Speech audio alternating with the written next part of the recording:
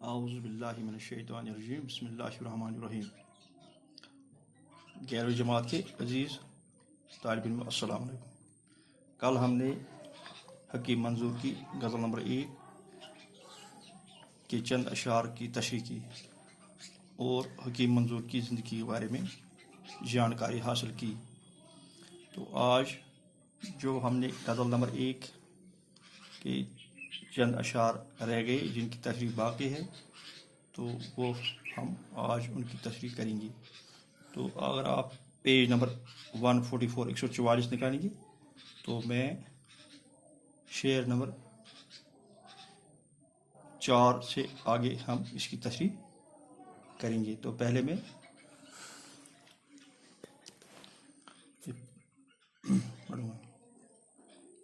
رات کی کھنگی میں دینا تھوڑی سی گرمی ادھار، رات کی کھنگی میں دینا تھوڑی سی گرمی ادھار، کھنگی سردی، ٹھٹھرتی سردی رات میں ہوتی ہے۔ دوپہر کی دھوپ میں سائے کی چادر بھیجنا، دوپہر کی دھوپ میں سائے کی چادر بھیجنا، اب کہ میرا کعبہ دل دشمنوں کی زد میں ہے، اب کہ میرا کعبہ دل دشمنوں کی زد میں ہے، پھر مدد کرنا ابابیلوں کے لشکر بھیجنا۔ تو یہ اس شعر میں ایک جو تاریخی واقعہ ہے جب کعبہ شریف پر ابرہہ بادشاہ نے حملہ کیا تھا ہاتھیوں کے سمیت، تو اللہ نے ابابیلوں کا لشکر بھیج کر ان پر کنکریاں ماری تھی اور وہ لشکر نیست نابود ہو گیا تھا۔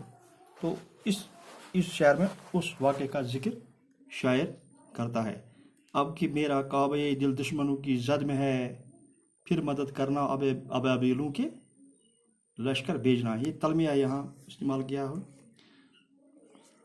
زرد پتوں کی صدا سے سخت گھبراتا ہے دل، زرد پتوں کی صدا سے سخت گھبراتا ہے دل، ابن خونی تشن ہواؤں کو زمیں پر بھیجنا، ابن خونی تشن ہواؤں کو زمیں پر بھیجنا، پڑ گئے منظور پھیکے رنگ جو آنکھوں میں تھے، اے خدا ہر رنگ اب پہلے سے بہتر بھیجنا۔ یہ اس کا آخری شعر، اس کو مقطع کہتے ہیں۔ پڑ گئے منظور پھیکے رنگ جو آنکھوں میں تھے، اے خدا ہر رنگ اب سے پہلے بہتر بھیجنا۔ ہم تشریح اس کی کریں گے۔ شعر نمبر 4، رات کی کھنگی میں تھوڑی سی گرمی ادھار، دوپہر کی دھوپ میں سائے کی چادر بھیجنا۔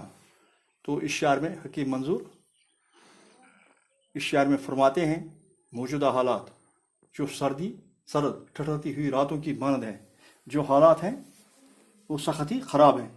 اس کی تشبیہ انہوں نے سردی ٹھٹھرتی ہوئی سرد راتوں کی مانند ہے اس سے کی ہے، جس میں انسان دکھوں کی سردی میں ٹھٹرا ہوا ہے، یعنی کہ جو حالات ہیں، حالات کے دکھ ہیں، انسان جیسے سردی میں ٹھٹرا ہے اسی طرح دکھوں میں جلجا ہوا ہے۔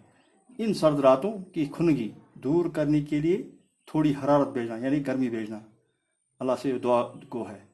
اس طرح دن میں دوپہر کی کڑی دھوپ جو ناقابل برداشت ہے، وہاں اپنی رحمت کے سائے سے نوازنا، یعنی کہ شاعر اللہ سے دعا گو ہے کہ اپنی رحمت کے سائے سے نوازنا تاکہ تیرے بندے سکھ و شانتی کا سانس لے سکیں۔ شاعر خدا کی رحمت کا تمنائی ہے، یعنی کہ اللہ کی رحمت کا تمنائی ہے شاعر۔ تو شعر نمبر 5، اب کہ کعبہ دل دشمنوں کی زد میں ہے، پھر مدد کرنا ابابیلوں کے لشکر بھیجنا۔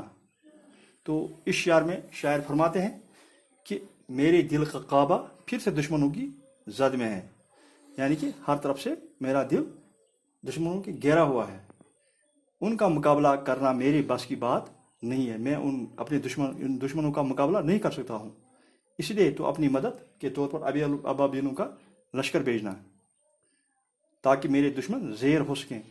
تو شاعر اس شعر میں اللہ سے مدد مانگ رہا ہے تاکہ وہ دشمنوں سے بچ سکے۔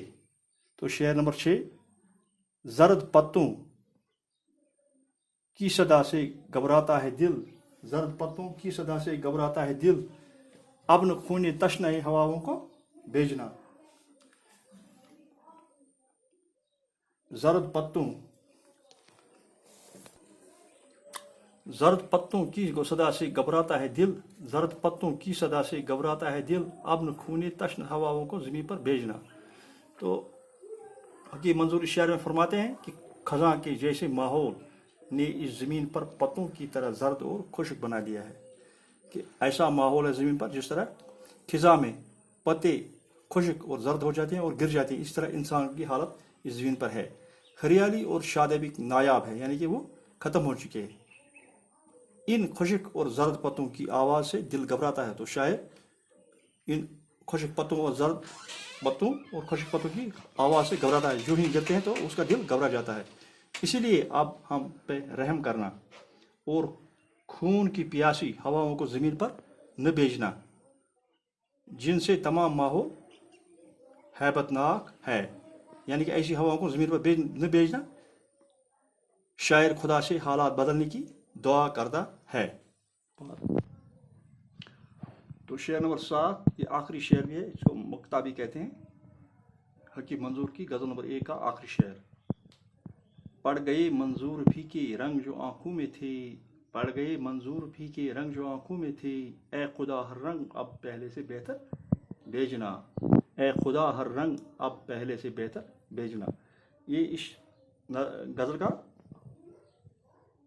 مقطع ہے، یعنی آخری شعر ہے۔